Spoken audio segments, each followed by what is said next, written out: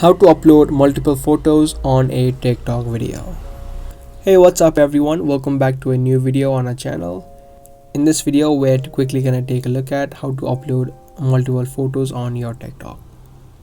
From the home screen of your TikTok, all you do is tap on the plus icon and upload your photos. So tap on it and then tap on upload.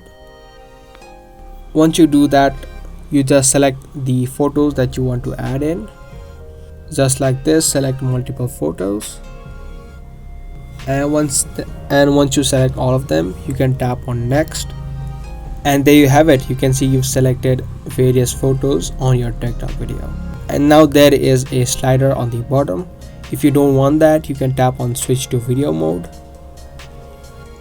and your TikTok will be switched from a photo mode to a video mode, which means you no longer will have the slider on the bottom. If you want that, you can tap on switch to photo mode and you have it again. So that's how easily you do it. I hope this video helped. If it did, make sure to subscribe, share and give this video a thumbs up.